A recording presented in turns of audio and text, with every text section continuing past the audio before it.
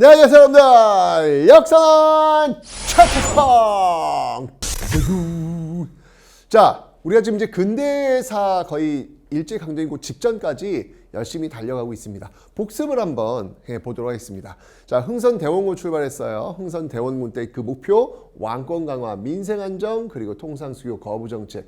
왕권 강화를 위해서 뭘 했죠? 비변사를 폐지하고 경복궁을 중건하고 서원을 정리해다라고 설명드렸습니다. 그죠? 그 다음에 민생 안정을 위해서 뭐 했죠? 호포법, 그리고 사창제. 통상수교 거부에서 뭐가 있으면 재병, 남신, 제너럴 셔머노 사건, 그 다음에 병인양요, 남현문묘 도굴 사건, 그 다음에 신미양요. 병인양요에서는요, 양헌수의 정족산성 기억하시고, 신미양요에서는 어제연의 광성보 기억하시라고 설명을 드렸습니다. 자, 하지만 흥선대원군은 최익현의 탄핵 상소를 통해서 물러났고 그 뒤를 이어서 이제 고종 민씨 세력들이 들어왔더라. 그리고 체결한 게 바로 강화도 조약이었더라. 강화도 조약의 특징은 뭐였냐면 최초의 근대적 조약이면서 불평등 조약이다. 왜? 해안 측량권, 그 다음이 그 치외법권이 들어가 있었기 때문에. 게다가 산무 관세도 없고 무항세에다가 무제한 곡물의 유출까지도 가능하도록 만들어 놨다. 산무 있었고, 그 다음에 개항장 안에서는요, 화폐를 쓸 수 있었고요. 또 그 안에서 일본 화폐 쓸 수 있었고요. 그 안에서 무역을 하도록 만들어 놓았다라고 설명을 드렸습니다. 자, 이런 그 강화도 조약에 의해서 문이 열렸어요. 이제 개화파에 의해서 개화장이 추진되는데, 자, 어느 개혁 기구가 있었냐면 통리기무아문이 있었습니다. 그 통리기무아문 중심으로 일단 제일 중요한 거 신식군대 만들죠. 게 바로 별기군, 그리고 외국에 사절단을 파견한다고 했습니다. 그 다음에 청나라에는 영선사, 일본에는 수신사 조사시찰단, 그리고 미국에는 조미소 통상조약 이후에 미국에는 보빙사를 파견하더라. 이게 보빙사 파견된 배경이 뭐였냐면 당시 2차 수신사로 왔던 김홍집이 가져왔던 조선 책략, 박노하교사 친중결일 양미, 요게 문제가 되면서 조미소 통상조약을 체결하게 되었다. 그 배경 속에서 이 답방 형식으로 보빙사를 파견했다라고 설명을 드렸습니다. 자, 하지만 이 개화 정책에 대한 반발 속에서 군인들이 난을 일으켰으니 이게 바로 임오군란이더라. 하지만 청에 의해서 진압되었고 그 결과가 뭐였냐면 바로 조청 상민수륙 무역장정을 체결했고 재물포 조약을 체결하였더라. 외국 군대가 우리나라에 주둔하는 계기, 이게 바로 임오군란이었습니다. 자, 이렇게 청의 내정 간섭이 강화되니까 이에 열받았던 이 소수의 엘리트들이 들고 일어났죠. 그게 바로 갑신정변, 바로 위로부터의 개혁이라고 제가 설명드렸습니다.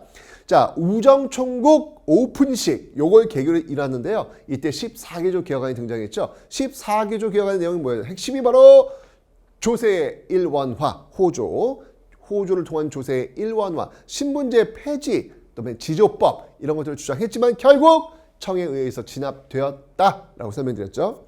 자, 청에 의해 진압되면서 나왔던 결론이 뭐냐면 텐진 조약과 한성 조약을 체결하였다라고 설명을 드렸습니다. 텐진과 한성 조약. 오케이. 자, 갑신정변 위로부터의 개혁이 실패로 끝났습니다. 이제 외세의 압박은 더욱더 거세졌죠. 영국의 거문도 불법 점령이 바로 이때 직후에 나오게 되는 배경. 그 다음이 바로 이 정부였던 그 조세 수탈은 더욱더 심해지는 모습들 속에서 우리는 자연스럽게 반외세 반봉건이라고 하는 시대 형식이 만들어졌고, 이에 대한 반발이 바로 위로부터의 개혁, 갑신정변이 실패로 끝났으니까 이제 아래로부터의 개혁, 바로 동학농민운동이 남았더라. 그래서 일어난 게 바로 1894년 동학농민운동, 청일전쟁, 갑오개혁이 동시에 나타나고 있는 것이죠. 자, 동학농민운동은요, 바로 고부봉기, 전몽주 출발했죠. 고부봉기, 백산봉기, 황토현 전투, 황룡촌 전투, 드디어 전주성을 점령하는 모습들, 이후에 전주 화약을 체결하면서 폐정개혁안, 교정청을 중심으로 한 폐정개혁안을 단행하더라. 토지균분, 과부의 제가 허용, 신분제 폐지를 주장하는 내용들. 정부도 이때요, 교정청을 만들어가지고 집강소, 동학농민운동은 집강소, 그다음에 정부는 교정청을 만들어가지고 개혁을 단행하려는 모습 보였지만 일본이요, 그때 경복궁을 점령해버립니다. 점령해버리고 고종과 명성황후를 확보한 이후에 청일전쟁을 일으키게 되는 것이죠. 그리고 1차 갑오개혁을 밀어붙이게 되는 것. 갑오개혁을 이끌었던 그 핵심 기구는 바로 군국기무처다라고 설명드렸습니다. 이 군국기무처에 여러 개혁을 단계했는데요. 자, 우선 의정부 6조를 의정부 8아문으로 바꿔 놓았습니다. 의정부 8아문 바꿨고요. 그 다음에 뭐 도량형의 통일, 조세의 급납화, 여기서 이제 은본위제 이런 것들을 시행하는 모습들. 뭐니 해도 제일 중요한 건 바로 신분제가 법적으로 폐지되었다. 그리고 과부들의 재가가 허용되었다.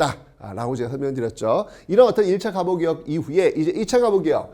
자, 2차 가보개혁은요. 1차가 이제 주로 중앙행정조직에 대한 변신이었다면 2차는 한 번 더 바꿉니다. 바로 의정부 8아문에서 내각 7부 그리고 전국을 23부, 8도에서 23부로 바꾸고 있는 모습들, 그리고 재판소를 설치하고요. 교육입국조서를 반포했더라라고 설명드렸습니다. 자, 이 과정 속에서 청일전에서 이제 일본이 이기네. 시모노세키 조약을 통해서 이 요동반도를 가져가는 일본, 하지만 삼국 간섭에 의해서는 실패로 돌아가 이걸 본 이 명성황후 세력은요. 바로 러시아와 연결하려고 했지만 이걸 막아낸 게 바로 막으려고 했던 게 바로 을미사변이더라. 명성황후 시해 사건 이후에 을미개혁, 단발령 태양력을 밀어붙이는 이 을미개혁을 단행했다라고 설명드렸습니다. 자, 하지만 고종이 자신의 아내가 죽어가는 모습을 보면서 두려움에 떨었겠죠. 그리고 이제 고종이 선택했던 게 바로 러시아 공사로 왔던 거 바로 아관 파천이라고 설명드렸습니다. 이 아관 파천 이후에 돌아와서 대한제국을 선포하는데 그 과정에서 독립협회라는 게 만들어졌어요. 이건 아닙니다. 돌아오십시오. 이 독립협회가 했던 일 바로 만민공동회 최초의 집회, 시위라고 볼 수 있겠습니다. 바로 이 만민공동회를 통해 가지고요. 관민공동회도 열렸고요. 헌의 6조를 통해 가지고 의회 설립 운동까지 가는 모습들이 보이고 있더라. 하지만 고종은 결국 이 독립협회를 해산시켜 버렸습니다. 이러면서 고종의 단독 플레이, 바로 대한제국의 광무개혁으로 가는 모습들이 나타나게 되는 것이 바로 9번 신참, 원수부 황제권의 강화와 신참, 바로 직계 발급, 바로 토지, 근데 토지 소유 그 문서를 보여주는 어떤 그런 직계 발급이 있더라고 설명드렸습니다. 이런 어떤 개혁들은요, 바로 러시아와 일본의 팽팽한 균형 속에서 이루어지는 모습이다라고 설명드렸는데, 이제 그 균형이 깨지게 될 겁니다. 이 깨지는 과정에서 우리는 어떤 운명을 맞이할까요? 내용 한번 살펴보도록 하겠습니다.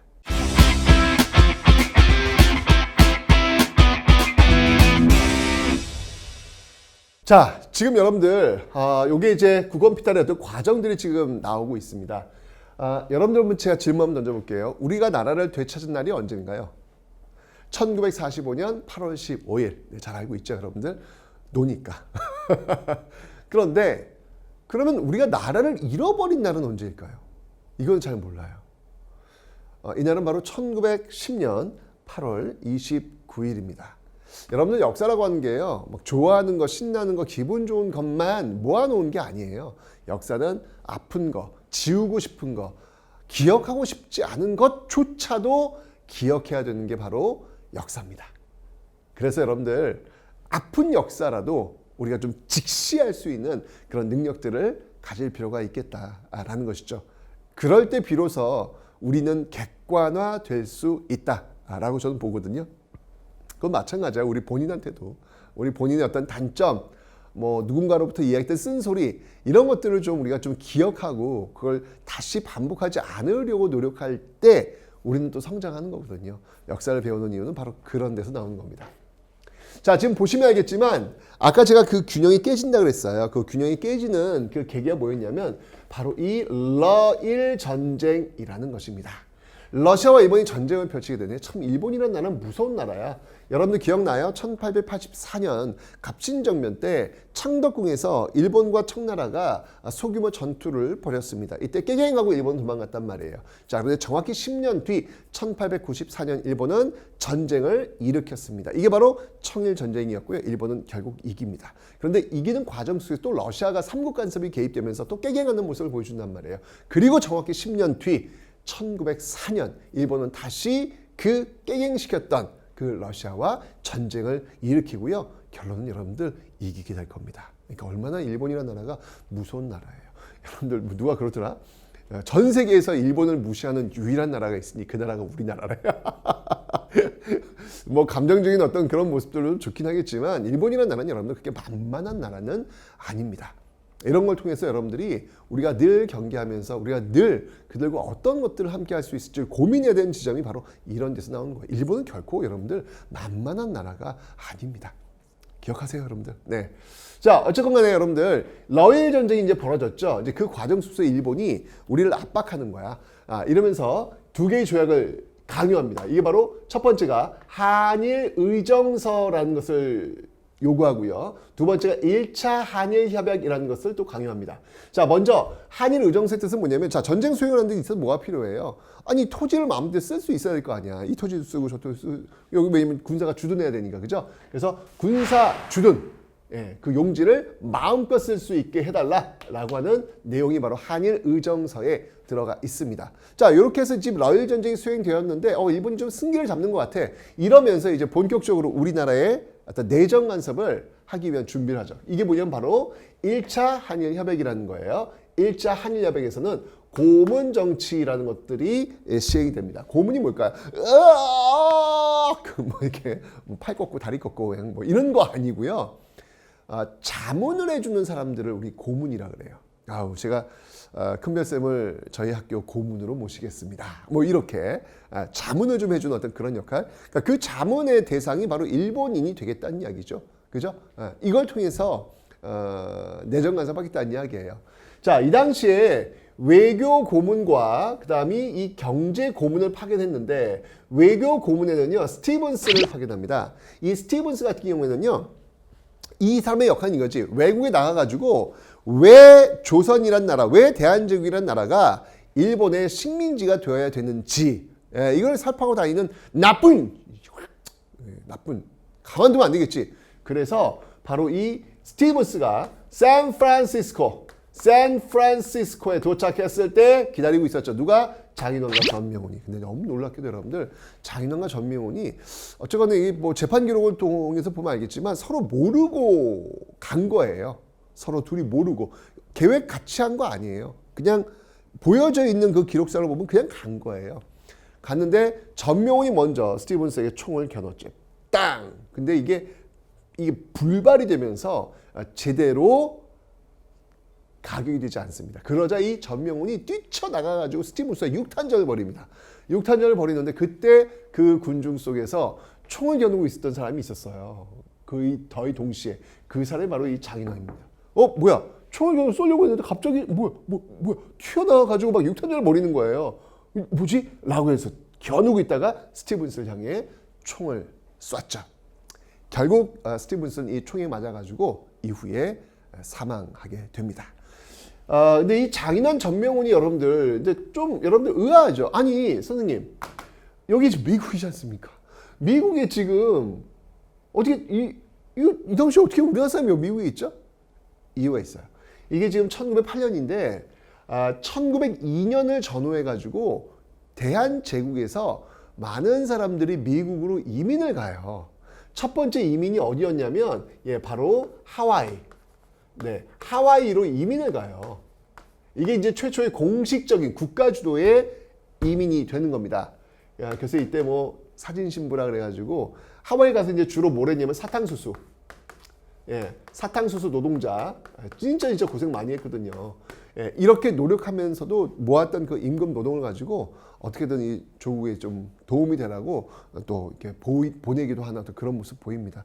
정말 외국 나가면 애국자 된다니까요. 여러분 한번 경험해 보세요. 어쨌건 이런 어떤 그 노동들이 많이 와 있었고 그 연결고리에서 이들을 보면 되는 거예요. 그 연결고리에서. 그래서 이제 장인원과 전명훈이 바로 이 샌프란시스코에 도착해서 이 스티븐스를 기다렸다가 결국은 사살시켰던 것입니다. 어쨌든 1차 한일협약에 파견되었던 고문 정치의 어떤 결과가 바로 외교고문 스티븐스가 있더라. 기억하시고요. 그 다음에 경제 고문을 누가 있냐면요. 메가타라는 인물이 있어요. 메가타. 이 메가타는 좀 기억하셔야 되는데 바로 화폐 정리 사업을 주도했던 그런 인물이 되겠습니다. 화폐 정리 사업은 뭐냐면 쉽게 얘기하면 이거예요.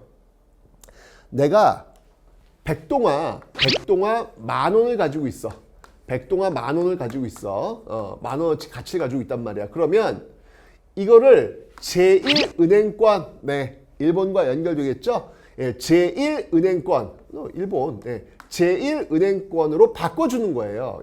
그러니까 우리나라 그 경제 시스템을 자국의 어떤 그 이익으로 연결될 수 있는 화폐, 제1은행권으로 바꿔놓겠다는 얘기야. 이건 뭐 거의 경제 식민지, 준비 작업을 하는 건 마찬가지잖아요. 그죠? 근데 문제는 뭐냐면, 이것도 문제지만, 내가 백동원 10,000원 갖고 있어. 메가타가 화폐 정리 사업한데, 그 은행에 갔어. 10,000원 백동원 줬어. 그럼 어쨌건 간에 제1은행권 10,000원을 나한테 줘야 될 거 아니야. 그죠? 근데, 이 백동원 이거 불량인데요. 이거 백동원 이거 다 못 쳐주겠는데요? 이런 식으로 하면서 내가 10,000원을 갖고 왔는데 제이은행 거 1,000원을 준 거야. 뭐야? 그럼 난 9,000원 어떡해? 9,000원, 내 9,000원. 날아가는 거예요. 여러분들 10,000원이 있는데 갑자기 내 돈이 1,000원으로 쪼그라드는 거야. 얼마나 황당해. 이게 바로 화폐정리사업이에요. 이게 바로. 자, 당연히 민족자본의 성장은 내가 10,000원 갖고 있는데 1,000원으로 쪼그라들었다니까. 민족자본 성장은 할 수가 없겠죠. 그죠? 이게 바로 이 메가타의 그 유명한 화폐정리사업이라고 이야기하는 겁니다. 화폐정리사업. 자, 특히 여러분 기억할 게 뭐냐면 이 메가타에 의해서 이제 금본위제가 시행된다는 거. 너무 중요해. 금. 왜냐면 기억나요? 은은 아니야. 은은 1차 갑오개혁 때 은본위제가 시행되거든요. 이건 1차 갑오개혁 때 이건 은본위제가 시행되는 것이고 메가타에 의해서는 이제 금본위제.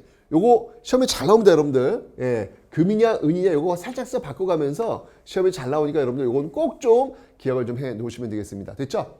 자, 이러면서 이 백동화를 없애는 것이죠. 근데 백동화를 만드는 곳이 어디야? 백동화를 만드는 곳이 바로 전환국이잖아. 근데 당연히 전환국이 폐해지가 되는 그런 모습들이 나타나고 있더라.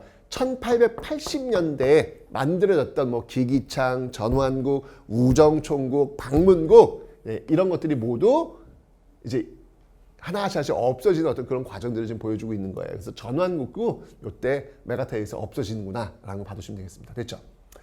자, 지금 한일 의정서 1차 한일 협약 러일전쟁 과정 속에서 이 일본이 승기를 잡으면서 우리를 압박해 들어오는 그런 모습들을 봤습니다. 그런데 드디어 포츠머스 강화 조약을 통해 가지고요. 러일전쟁에서 일본이 이겨요. 그래서 이 포츠머스 강화 조약을 체결합니다. 자, 여기서 이제 핵심은 뭐냐면요. 바로 러시아 완전 아웃이에요. 러시아 완전 아웃이에요. 러시아 완전 아웃. 네. 한국에서, 조선에서. 그러니까 기억나요, 여러분들? 1894년 있었던 청일전쟁. 그 청일전쟁의 그 결과가 바로 시모노세키 조약입니다. 그 시모노세키 조약의 핵심은 뭐냐면 바로 청나라 아웃이에요. 그래서 우리가 독립문을 세우려고 했던 게 그런 겁니다. 청으로부터 독립됐다.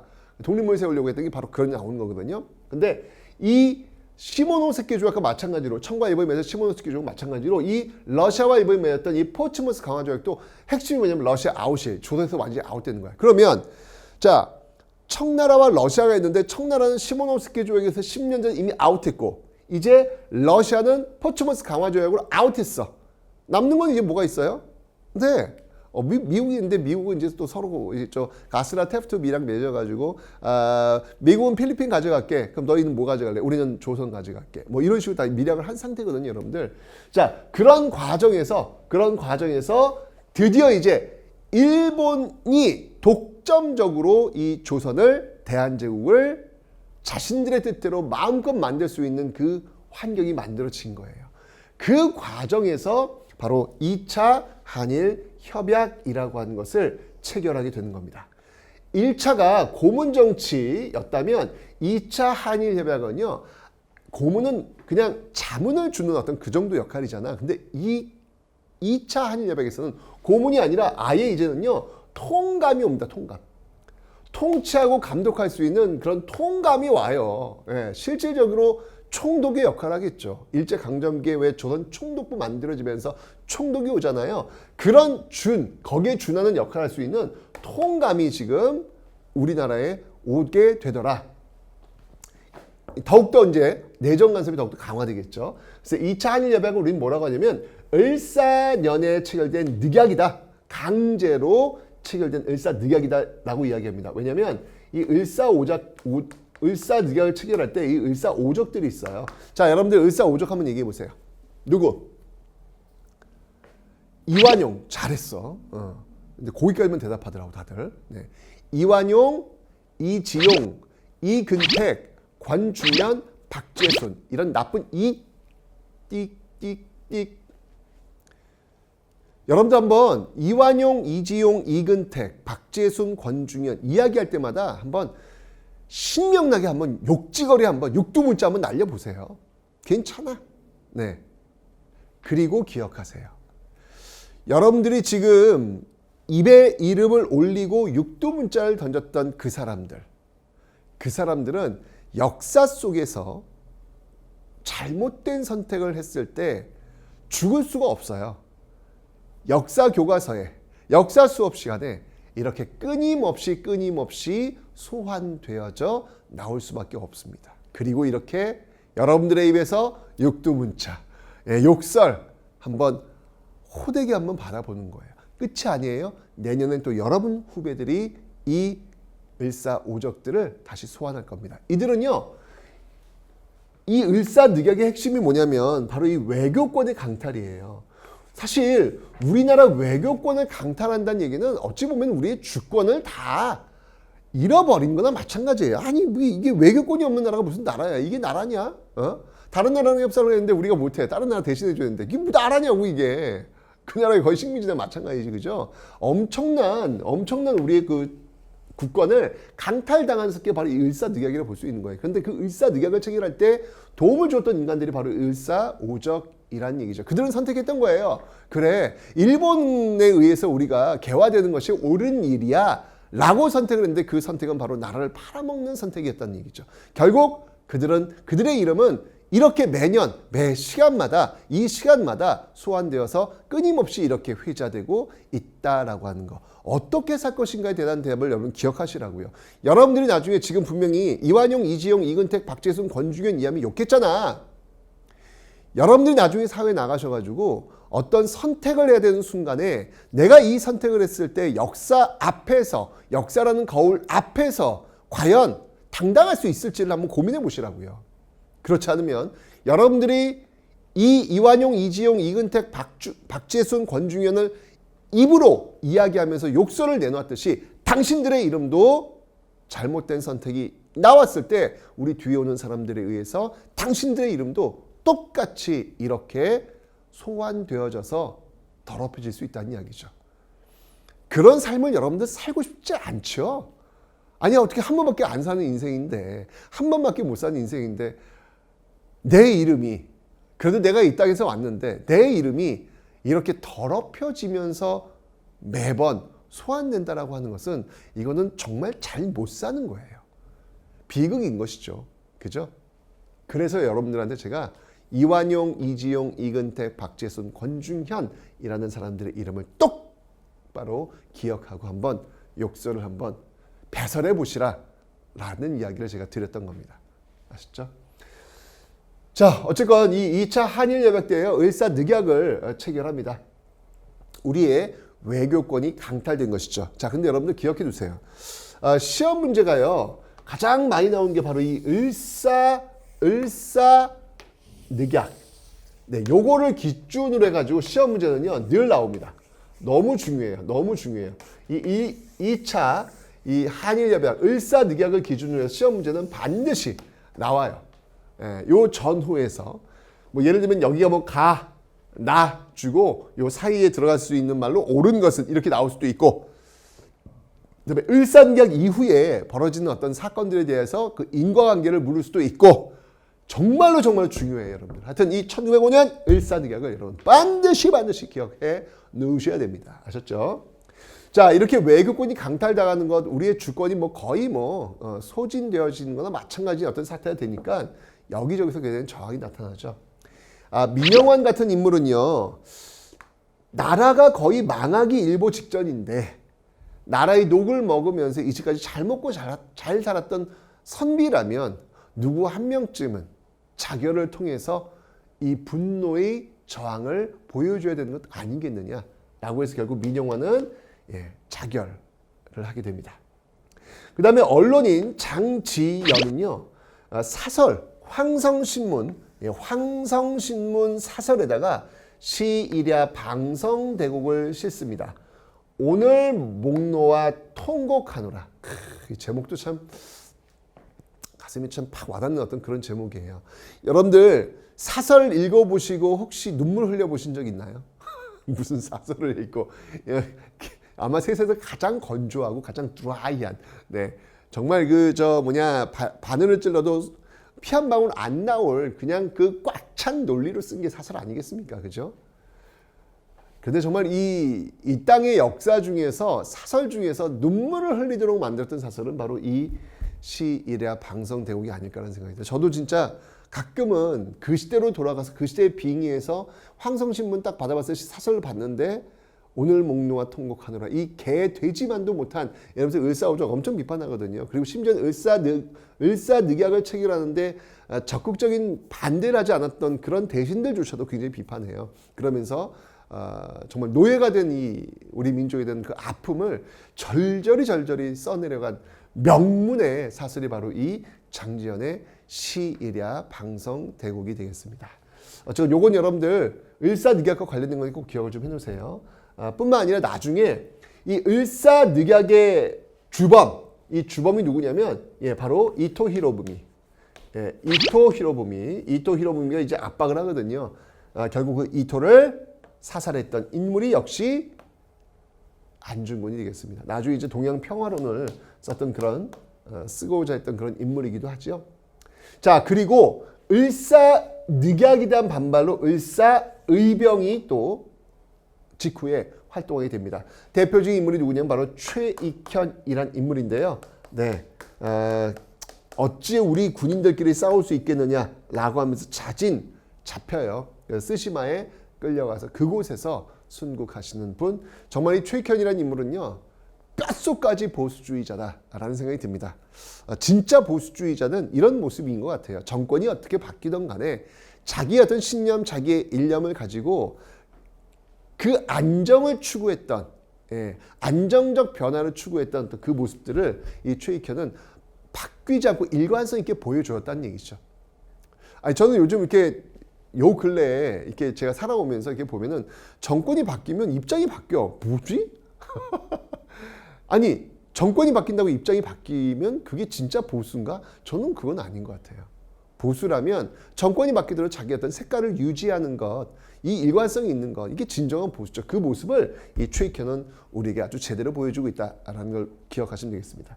근데 이 을사의병에서 정말 중요한 인물은요, 바로 이 인물입니다. 신돌석이라는 인물이에요. 신돌석은요, 바로 최초의 평민의병장으로 알려져 있는 그런 인물이 되겠습니다. 평민의병장. 그래서 을사늑약 이 시점에 나온 이 을사의병에서는요, 바로 이렇게 평민의병장도 출연하고 있다라고 하는 것을 여러분들이 꼭 좀 기억해 주시면 되겠습니다. 평민의병장도 출연하고 있다. 을사의병에서 말이죠. 오케이? 좋습니다. 자, 뿐만 아니라 고종도 역시 마찬가지로 고종도 나는 사실은 이 을사늑약을 체결할 때 이 을사오적들이 주도했지 고종은 도장을 안 찍어요. 그러니까 고종 나는 야, 대한제국의 주권자가 누군데? 대한제국의 주권자 누군데? 대한제국이야 제국. 황제의 나라야. 대한민국 아니란 말이야. 대한민국은 주권자가 국민이잖아요. 그래서 민국이잖아요. 아니 대한제국이야. 주권자는 황제. 내가 결정하는데 이게 뭔 소리야 이게. 라고 해서 그걸 항의하기 위해서 네덜란드 헤이그의 특사를 파견합니다. 이상설, 이준, 이휘종 여기에 플러스 헐버트까지. 헐버트 기억나요 여러분들? 네, 바로 유경공원. 네, 유경공원 선생님이셨죠. 자, 헐버트의 안내로 이상설, 이준, 이휘종이 헤이그의 특사로 파견되고 있습니다. 자, 그러자 일본이 고종 아니 외교 행위를 하셨어? 분명히 을사늑약을 통해 가지고 외교권이 없으신데 외교 행위를 하셨네? 아웃. 고종을 잘라버려요. 그리고 그의 아들 순종을 황위에 앉히게 됩니다. 그래서 이제 광무시대가 끝난 거예요. 광무시대가 끝나고 융희 시대가 열리게 되는 것이죠. 자, 이러면서 또 조약을 하나 강요합니다. 이게 바로 한일 간에 맺었던 새로운 협약. 그러니까 1차 한일 협약 쭉, 2차 한일 협약 쭉, 이제 한일 새로운 신협약을 체결한 것이죠. 다른 말로 정미 7조약이다라고 하는데 이 정미 7조약의 핵심은 뭐냐면요. 이제부터 차관 정치가 가능해졌다라는 거예요. 자, 무슨 말이냐면 많은 분들이 을사늑약에서는 통감 정치 그리고 이 정미 7조약에서는 차관 정치 이렇게 얘기하는데 그럼 차관 정치 하실 때면은 통감이 없어지는 걸로 착각을 해요. 그렇지 않아요. 통감이 실질적으로 차관을 임명하는 거야. 차관은 일본인이겠지. 장관할 때 차관. 우리나라에 지금 뭐 교육부 차관이 일본인이야. 이거 여러분 지금 상상 안 가잖아. 근데 이 당시에 일본인을 통감이 실질적으로 임명할 수 있는 권한을 지금 부여하고 있다라는 얘기죠. 그러니까 본격적으로 내정 간섭을 하겠다라는 게 이게 지금 눈에 보이는 거예요. 눈에 보이는 거예요. 이렇게 한일 신협약을 통해 가지고 차관 정치를 시행했고 제일 중요한 게 이거죠. 바로 군대를 해산시킵니다. 뒷골 땡겨. 야, 나라를 지키는 군대가 해산된다고 생각해봐. 이 말이 돼? 그날도요, 그 아침에 훈련하는 줄 알고 군인들이 모였거든요. 그걸 갑자기 총을 다 회수합니다. 회수하고 봉투에다가 돈을 집어넣어서 이렇게 나눠주는 거예요. 오늘부로 이제 군대가 해산됩니다. 라고 이야기 끝. 얼마나 황당해. 그래서 이때 이 해산되었던 이 군대 중 일부가 바로 정민연, 정미의병에 합류를 해요. 그러면서 이 정미의병은 내가 조금 설명드렸지만 규모가 어마어마하게 커집니다. 이 군인들이 합류하면서 그 규모가 어마어마하게 커지게 되더라라는 거. 하지만 중과부적이었고요. 결국은 1910년 8월 29일 경술련이 바로 1910년이에요. 나라의 치욕을 8월 29일 날 당하게 되더라라고 하는 거. 이 내용들을 여러분들 좀 꿰고 계셔야 되겠습니다. 뭐 어렵지 않습니다. 1차 한일협약으로 고문, 2차 한일협약으로 통감, 3차 한일 신협약으로 차관정치. 이걸 딱 집어넣으시고 곳곳에 살을 붙이시면 되겠네요. 됐죠, 여러분들? 자, 이렇게 해서 1910년 8월 29일 경술국치 가는 그 국권 피탈의 어떤 그 과정들을 살펴봤습니다.